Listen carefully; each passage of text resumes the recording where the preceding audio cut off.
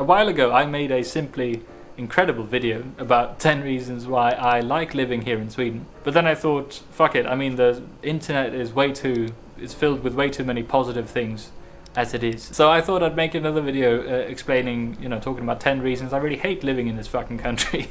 So for instance, between about October and March, most of Sweden for most of the time is covered in complete soul-crushing darkness. The sun just don't show up during 6 months of the year, Swedish summers are fine and Stockholm is lovely when the sun is out, But this doesn't make up for the months of depressing shit that's being pushed down your throat during the winter months here, in my opinion. There's a reason Swedish people are known to just stand in the sun for a while during the spring. Every Swedish person is essentially a fucking Dark Souls character. Now, number 2 might have something to do with this darkness, because it's mirrored in the people as well.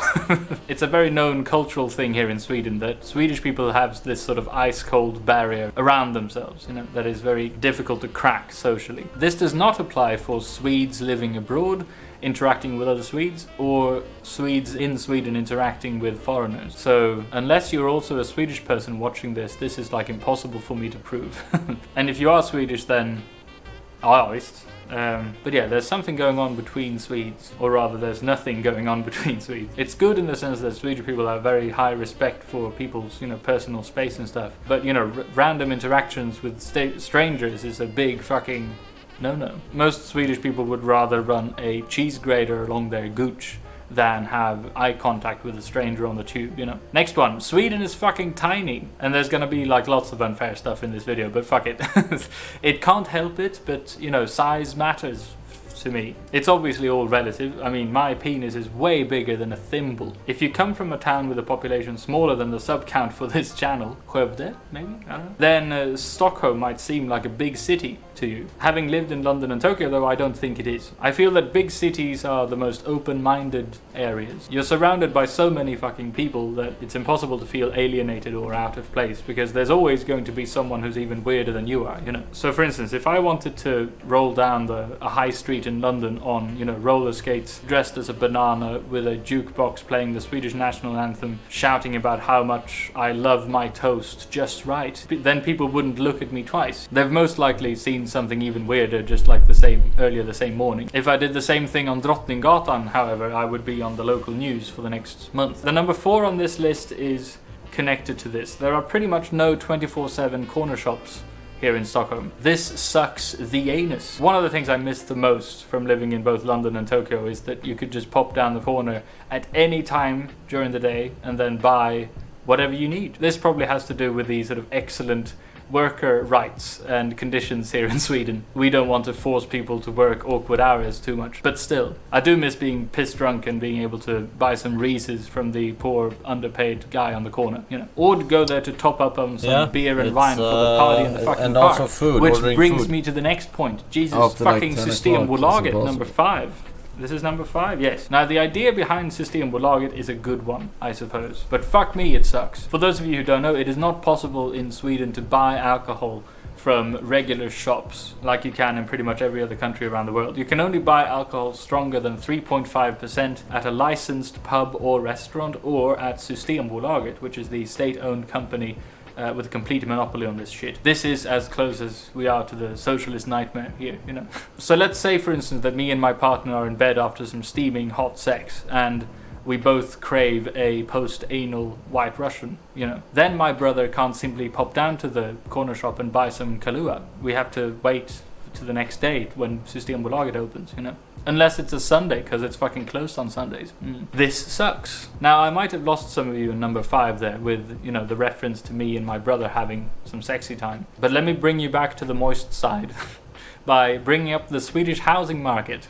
This shit is frustrating to the tits, I slipped into this rental flat in central Stockholm on the biggest fucking räkmacka you can imagine, Most people my age either live outside the city or have incredibly rich fucking parents who have bought an apartment for them, And if you want a bigger apartment than this one in this part of town, you will literally have to wait about 50 plus years to get one. I went on a walk with my dad through one of these areas a while back, and we talked about how literally the only people who were allowed to live there were people who signed up for the queue system SKB back in the fucking 1960s. Compare that to me getting a place to live in London after looking for about a week, perhaps? Or like a month tops in Tokyo, you know. Now, I mean, sure, the London one might be shared to with rent 5 control. other people, one of whom is a mold monster that was born in the bathroom, and the Tokyo one might be 2.5 square meters big, but still.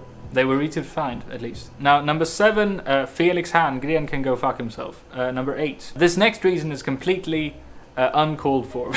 But I kind of don't like Swedish. I don't know, or rather I don't really like myself speaking Swedish, I think. I feel very sluggish and boring. I feel that in Swedish I'm not able to, live out the suave, witty, ball-crushingly charming man that I know that I really am. Probably because I grew up adoring British 4 English. times. I'm just frustrated that nothing in Swedish can ever come remotely close to sounding as charming as Hugh Grant in Notting Hill.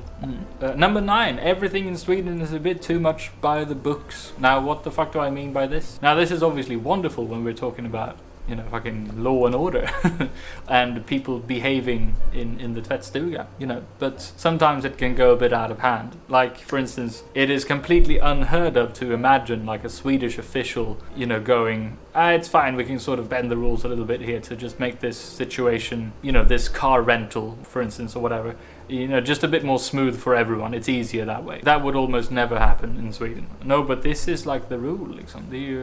This is the way to do things, It's a Swedish law, liksom. Nej. Oh. For example, it's common in London to see big apartment buildings with different coloured front doors. There's clearly no set idea or rule for what it should look like.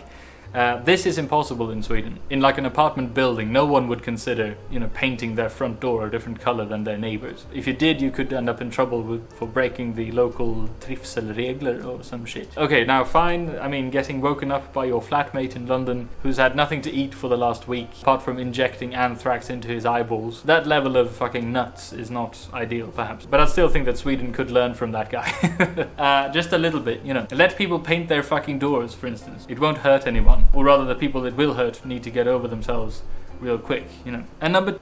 Actually, it will hurt people. That's why it's not allowed. If you live in an apartment building and you start fucking painting shit on your fucking door and you start painting walls next to your door, then it's gonna decrease the value of the prices of the apartments. Because people don't want to live with crazy people doing that shit. It looks fucking ridiculous. So 10. Jantelagen. Snopparnas pittpojk. Fan alltså, jävla piss. Or the law of Jante. Or whatever the fuck, I don't know. Du ska fan inte tro att du är något. Nej. Essentially, you're not supposed to think you are anyone special. Fun, isn't it? that's just for the normal people in Sweden. That's not for us, God Gamer. It doesn't apply.